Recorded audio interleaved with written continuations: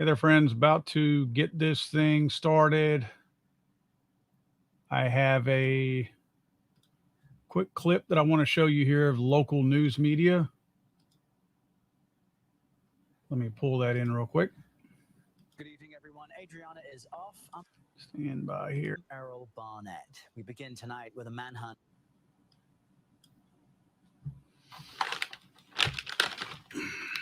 All right, let's see what this guy's got to say. This is one of the last. Good evening, everyone. update. Adriana is off. I'm Errol Barnett. We begin tonight with a manhunt happening right now in Texas. Police searching for the gunman who killed 5 people, in their words, execution style. This happened late Friday in Cleveland, Texas, about 45 miles north of Houston. It apparently began as a dispute among neighbors. Among the victims, an 8-year-old boy. Grace White of CBS station KHOU joins us now with more. Grace, good evening. Errol, police say the suspect used an AR-style rifle and remains on the run. Investigators are describing him as highly dangerous. Officers on the ground, aided by drones and helicopters today, launched an intense search for the suspected gunman, 38-year-old Francisco Oropeza. Police believe he's hiding nearby in a wooded area. Authorities say the shooting rampage began just after 11:30 Friday night. A Honduran family trying to put a young child to bed asked their neighbor, Oropeza, to stop firing his gun. Instead, police say he turned it on them. The man went back in the house. Next thing they know, he's walking up the driveway with the rifle in hand. At least 10 people inside the home were hit by bullets. 5 died, including an 8-year-old boy. The sheriff says the female victims died trying to protect children. They're always shooting. They're always calling the cops. I have 2 babies. They got scared. But we're like, well, that's normal. They're always shooting.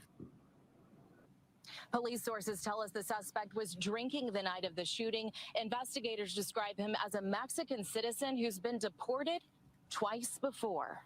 Errol? All right, Grace White with the CBS station KHOU in Houston. Thank you.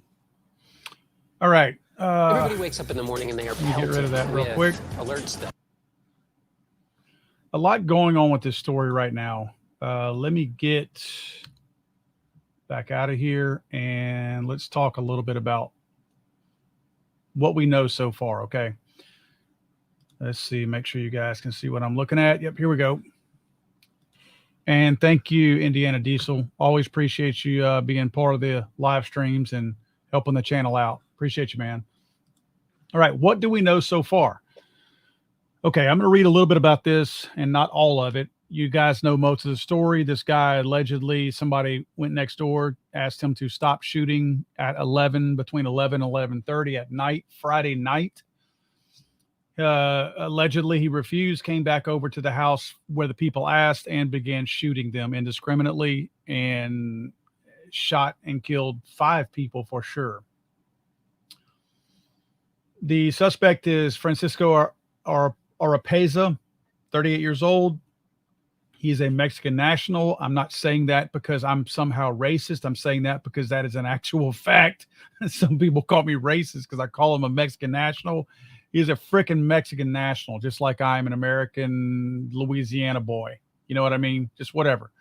Get over it. Investigators found clothes and a phone while combing a rural area that includes dense layers of forest, but tracking dogs lost scent. I find it a little suspect that a guy ditches his phone and leaves clothing behind, knowing that he's leaving a scent behind while he's running. But nevertheless, police recovered an AR-style rifle. That's kind of news for today because yesterday they were not saying that they had recovered the rifle.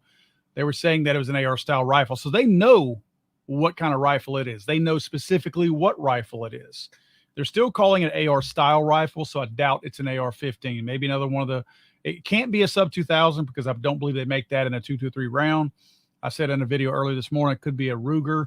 It's possible somebody just mistook a .223 round for a 5.56. I don't know if Ruger makes the Mini 14 in a 5.56. I know in a .223. I know they do make it in a 5.56. Obviously, just glancing at it, anyone would mistake a .223 and a 5.56 by just glancing. The average person would, I should say. Attack happened near the north end of Cleveland, Texas. We know that. That's kind of a little bit northeast of Houston. We don't need to read the liberal bias in here. That's not necessarily, yeah, here we go. All the liberal bias. Let's comb through all that and get rid of that.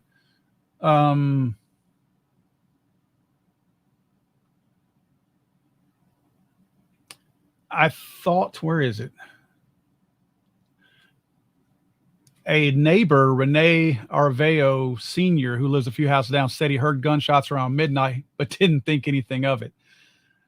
He said it's a normal thing people do around here, especially on Fridays after work. They get home, start drinking in their backyards and shooting out there. This was midnight when he heard this. If that's normal, I don't know. I don't know any neighborhoods where that's normal. So maybe it is here. Let's see what else that I want to point out. I was trying to get everything out of here before I go to some of my other stuff. Okay. That's what I've got so far. And that's what we know. A couple of quick notes here. One of the other neighbors also mentioned that there was always shooting going on around here. Remember, they're talking about this guy was shooting target practice at roughly 11. The shooting, they say, took place at 11:31. I want to show you guys something. And make no mistake, and thank you again, Mike. I appreciate you, Mike, for supporting the channel. Make no mistake that when I speculate on my channel, it's to get people thinking, because the news media lies to us. The federal government lies to us. So many people are lying to us. And whenever they comb over all this information and they give it to us hours, sometimes days after they've already had it, they've massaged it and manipulated it however they want. Now, it's not to say that everything they say is a lie and nothing is true. I'm not stating that. And I'm certainly not implying that everything is true that they say, because they've been caught in lies all the time. What I'm trying to do is get people to think. Get people to think outside the norm. Get people to question these liars in the media, because they do lie. They have a bias. They're trying to paint a picture of a particular story, and they're trying to create this narrative that they want you to believe. In the end, it's all going to come down to them making money and the right person that they want being voted into office. That's ultimately what this all boils down to. So they have a motive all the time. The media does, and all these politicians do. So what I'm trying to do whenever I say this sounds fishy and this doesn't look right, I'm trying to get all of us as a group to collectively think with a rational, open mind that maybe we're not getting all of the information, and maybe there's more to this story, and maybe we should not dismiss this story as just being one of the run-of-the-mill stories like there always is. Because when somebody gets to a point where they do something like this, as much as the media tries to make it sound like it's super common, it's really not that common, and it's really a pivotal event in their life. And usually there's a lot of things that lead up to it. This story has a lot of holes in it, and I want to point one of them out to you. And I would like to take credit for this, but I can't, because this is a person who pointed this out to me, and I went and did some digging, and I found that they were right. Okay, we are being told that this story, that this shooting took place at 11:31. That's when the shooting took place, right? That's when the actual murders themselves took place. Let me see if I can blow this up just a little bit. Maybe not. Okay. Let me clear this so you can see everything I'm looking at. Thanks again, Mike. I appreciate you, buddy. So, what was the weather like? Let's start at 11 o'clock. This is, of course, the forecast going forward. Took me a minute to find this, but you can go find past weather, and you can find charts like this. I want you guys to follow along on this chart with me. I know it's a little tough to see, but I'd still like for you guys to get a general idea of the same thing that I've been looking at and wondering about. Okay, let's get over here. If you look at the very top of my screen, come over here where it's not, where it's easier to see. You see the very top of the screen, it's going to show you the times. See, I'm on 4:14 a.m. right now on April 28th. That's the morning that all this took place. This is going to take place later in the evening. If you notice the top graph, what you're looking at there is temperatures and dew point. Not really interested in that, right? Come down, wind speed. That's somewhat significant because sometimes that will show a storm blowing in or a change in the weather. The third part of the graph is wind direction. Same thing. You're going to find that in some cases too, showing a front might be moving through or whichever. The fourth group down below, if you notice, I'm at 4:19 a.m. at the very top. Follow me all the way down to the 1, 2, 3, fourth little block where it says precipitation accumulation total and precipitation rate. It shows 0 inches on both right now. You have the blue is a precipitation accumulation and the green is precipitation rate. Let's go to 11 o'clock. Let's assume that based on the timeline that we're being told about all of this, that 11 o'clock is when the neighbor walked over to ask this guy to stop shooting his gun. So that means he was shooting his gun. Let's give him the benefit of the doubt. Say 10:30 to 11 is when he maybe was shooting his gun. Look at the very top. Let's go all the way over to, I'm at 10:29 right there. At 10:29, if you notice, the weather is getting kind of crappy, right? It's just a 2-mile-an-hour wind at 10:30, so not a big deal, but it is raining. It is absolutely raining. It's roughly at a 1/4 of an inch rain. A 1/4 of an inch rain at that time, if you look at even the accumulation at that point, and it had only been raining for, half an hour, that's a pretty good rain. So they've got 0.2 inches, almost a tenth of, 20% of an inch at that point, right? That's a pretty good rain. That's a pretty steady rain to have that kind of accumulation, a 1/4 of an inch accumulation at this point. Again, we're at 10:29 p.m. We're being told that this is roughly, probably from an early standpoint, the time that this guy might have been out shooting his gun in the rain. Let's move it to 10:44, 1/4 to 11. We're still up at a 1/4 of an inch accumulation, so it's a steady rain, 0.18 inch precipitation rate. And the wind is kind of picking up a little bit, but nothing massive. Where is the wind on this one? Yeah, it's not a big deal. The wind is not huge right now. Let's look at the time when it's probably really likely that the guy was outside shooting. Let's call that 11 o'clock. I'm at 10:59 right now. And 10:59, we have a precipitation rate of a 1/4 of an inch, and we have over that almost a 1/3 of an inch accumulation right now. So it's been raining for the last hour. For 1 whole hour, according to this chart, this is the history. This is not a guess. This is not a forecast. This is the actual amount of rainfall that they were experiencing at this time.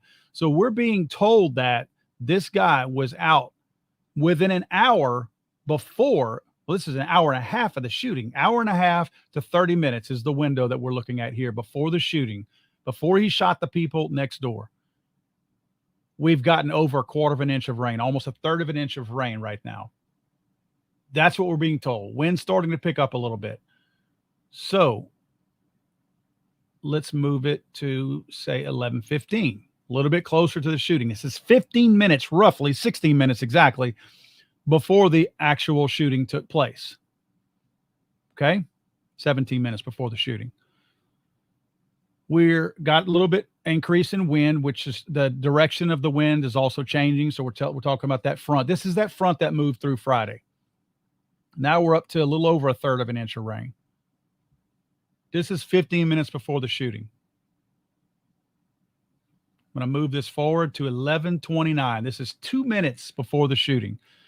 Again, rain now at this point has started to slack off. However, the accumulation rate has gone up a little bit, indicating, of course, that there's been a steady rain for the last 1.5 hours. So since 10 o'clock, look at this graph down here. I wish I could point to it to show you, but if you look at the graph down there, it immediately goes up right before 11 o'clock. Excuse me, right before 10 o'clock.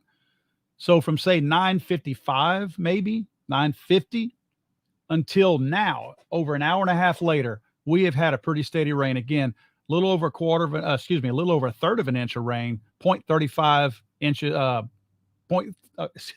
35 hundredths of an inch of rain is what we've gotten. That's a sizable amount of rain in a very short period of time.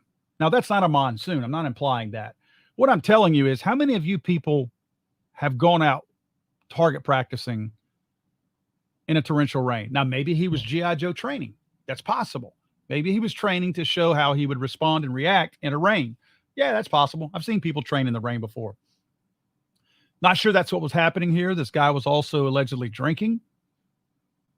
Yeah, that could lead to poor judgment. Still doesn't mean I haven't seen drunk people go out and decide all of a sudden that they wanted to target practice almost at midnight and in the rain. Still have not seen that.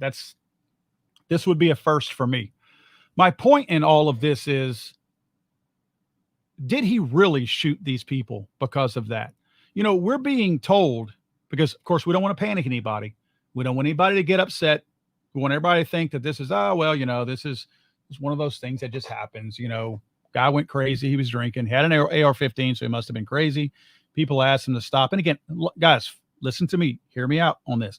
I'm not saying that he wasn't target practicing in the rain while drinking like they were alleging, but it was definitely raining.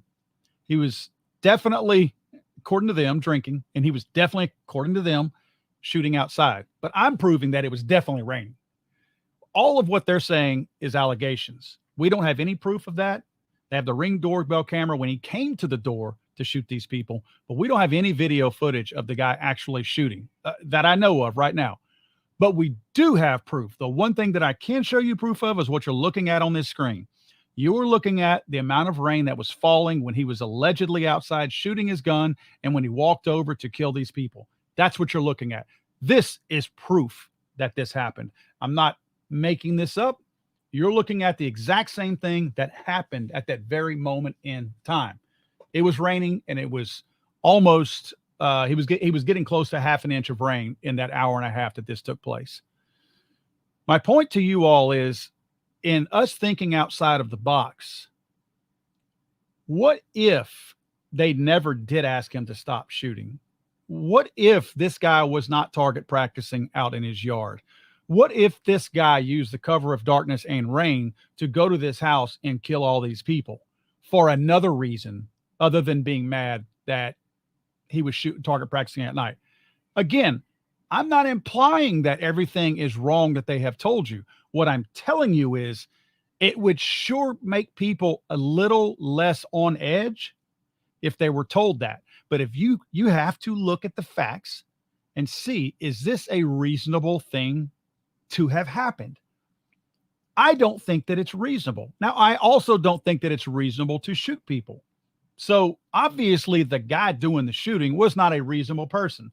So that's where I'm giving them the benefit of the doubt of properly being right, or possibly being right, I should say, that maybe this guy was drunk. Maybe this guy was target practicing in the rain in the middle of the night. Yeah, that's possible. Have you ever heard of that? Have you ever seen that happen? Do you and your friends do that? I don't. I just don't. This chart right here is, I mean,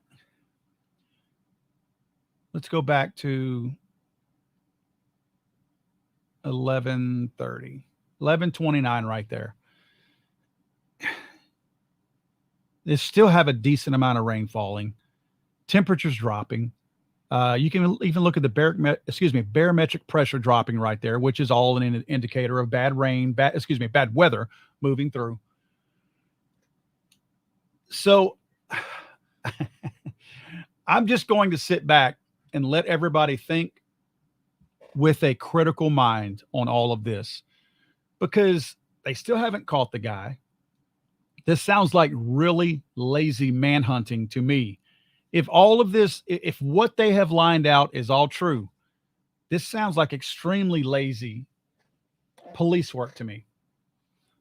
Because if this is all true, they know, according to them, that they have supposedly an intoxicated person. That's their word. They said this man was intoxicated. They did not say that he was just drinking. They have said in other news reports that he was intoxicated. There's a difference between somebody drinking and somebody being intoxicated. I was drinking a beer last night. I was not intoxicated. They said this guy was intoxicated. I've had people correct me earlier on my other video that I put out this morning saying, oh, he wasn't drunk. Well, according to the officials, he was drunk. Again, that's according to them. I'm not saying that. I'm telling you what they have said. So in order to, I guess, be on your best as far as police work, you've got supposedly an intoxicated guy on the run. Now, granted, I just got through telling you it was raining. So there probably wasn't much of a manhunt that took place that night. I'm sure they combed over the scene and they really looked this guy over. They had to subpoena, of course, at some point, the ability to track his phone. So there was a lot of things that happened. They were not hunting this guy down immediately. So unless somebody would have seen him leave the area and saw where he went, no one was hunting him down probably for a good hour or so. It just becomes a certain time where they go, all right, we're pinging his phone. This is where we think he might have gone. And to my understanding, there's nobody out there that have said they knew where he went either. This is all just assuming he might be in these areas. If you'll remember, the sheriff said immediately that morning at daybreak that they were, how did he say it? The guy was within 10 or 20 miles of where we are. Okay, well, if they were pinging off of a phone, that's a massive gap. That's a 10-mile difference in what you're saying. A phone's going to pinpoint it a whole lot closer than that. So I'm not sure if they even had the phone data at that time, because why would he make that crazy of an assumption 10 to 20 miles? A phone can narrow it down into a city block and down to sometimes what room in the house you might be in. And they're giving us a 10-mile margin of error. Then later on, they tell us that he's 1.2 miles from the scene. When they said he was 1.2 miles from the scene, that's very likely when they were pinging his phone, right? So the 10 to 20 miles was a wild guess. That was somebody just saying that because they had not pinged his phone by then. Whenever they got to the 1.2, said he's 1.2 miles from the area in a wooded area, they pinged his phone. Now, they also found his phone abandoned with a piece of clothes. Piece of clothes would have been pretty slick and pretty smart to throw, at least give the dogs a scent to throw them off and say, all right, there's my scent, and then go a different direction or hop in a vehicle and get out of Dodge. They say they lost the scent because of water. I don't know if he crossed a brook or ravine, or let's remember it rained. So possible that where he went, maybe it was just a really wet area. It could have been saturated or something like that. My point in all of this is that we're being led to believe that these folks lost this guy. And if you believe all the facts leading up to this, it sure seems unlikely that you could lose somebody like this. I'm very aware of how hard it is for somebody to survive in a wooded area, but this ain't Sylvester Stallone or John Rambo in First Blood Part 1. This was a Mexican national. This was somebody who allegedly had a card from the Mexican consulate saying he could be here in the United States. Now, I'd like to point out that Mayorkas also came on and said that when they asked him this morning about the border, this is the guy that has always said that the border was not in crisis and that it was secure. When they asked him about this guy and asked if he was here illegally, he said he couldn't or he wouldn't comment on it because it was an ongoing investigation. If this guy were here legally, they would have been screaming it from a mountaintop that he was here legally and that it had nothing to do with the border. But because this guy could not say if he was here illegally or legally, tells me he's here illegally and they don't want to take any blame for this. So none of this is adding up right now. This is very, very suspect. I would encourage you to go back and look at my video so I don't bore all you guys again. Go look at the video I put out this morning where I talk about the time it would have taken to get to Mexico and how it's likely this person could have wound up in Mexico. The purpose of this live stream video was to give an update, and I wanted you all to see the weather conditions in Cleveland, Texas, and I wish I could get that a little bit bigger. I don't believe that I can. Oh, you know what? I can. Let's do this. I want you all to see as good as I can. Let's see. Let me find. That's 11 o'clock. Okay. Let me scroll down here. Okay. Look at the graph in the very center of your screen. That is 11 o'clock right there. So as you can see, if this guy, I'm going to go back real quick and then we'll wrap this video up. This right here is 10 o'clock. At 10 o'clock, if they made the request to stop shooting 10:30 to 11, let's say that, because this guy came over allegedly at 11:31 and shot all these people. So I doubt it took him a full 30 minutes to come over and then all of a sudden get mad. So my point is, I'm sure he was still done shooting no earlier than 11 o'clock. So this is 10 o'clock. We've got all this rain coming down. All this rain coming down. Now this is 11 o'clock. Quarter of an inch of rain. So 11 o'clock, let's just say that half an hour before the shooting, this guy was told, could you please stop shooting your gun? We had over a quarter of an inch of rain.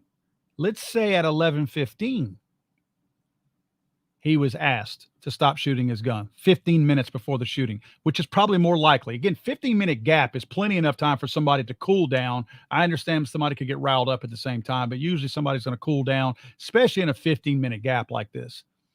But we had over a third of an inch of rain at this time. And then roughly, let's see, same.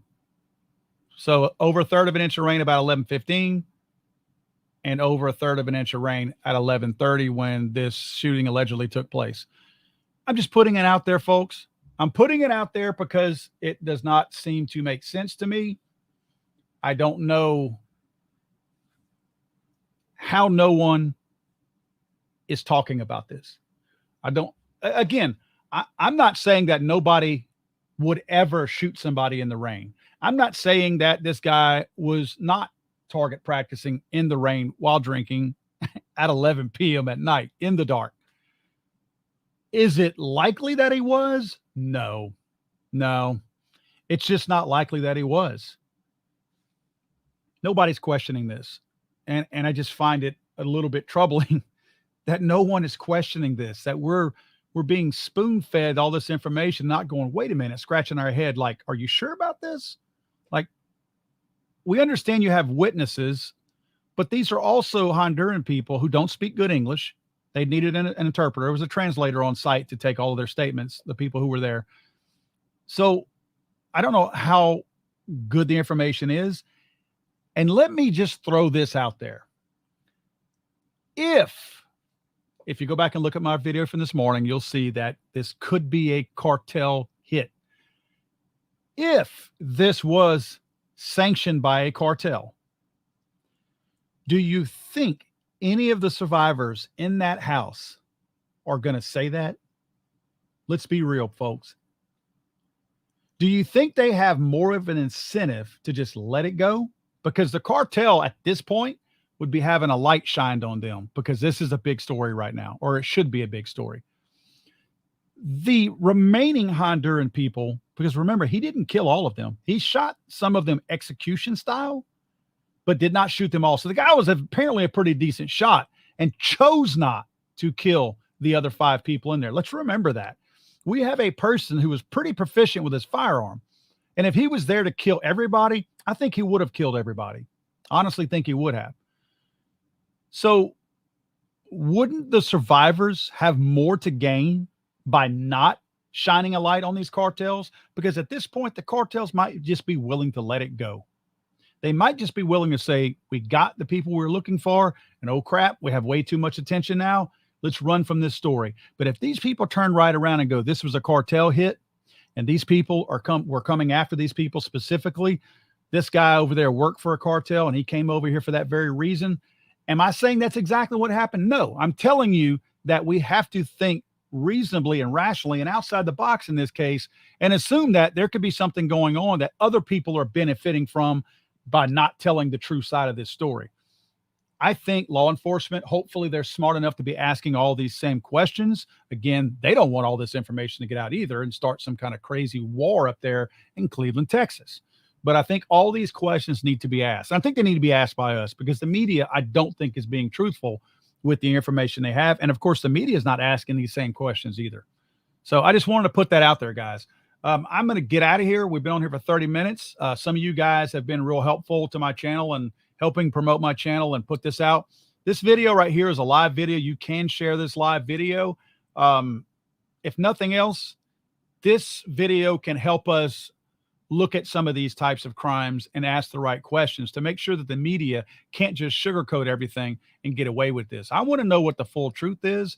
And I think the people of Texas and the people in America should know if we have a potential cartel hit that took place in an American neighborhood or not. And I think that's questions that we need to be asking. And I still want to know where this guy is. We got a guy who murdered 5 people with precision strikes, all in the head, neck area, execution style. And he's got a card from the Mexican consulate saying he can be here in the United States. I smell a rat, folks. I smell a freaking rat. You guys have a good Sunday afternoon. Again, share this video if you don't mind.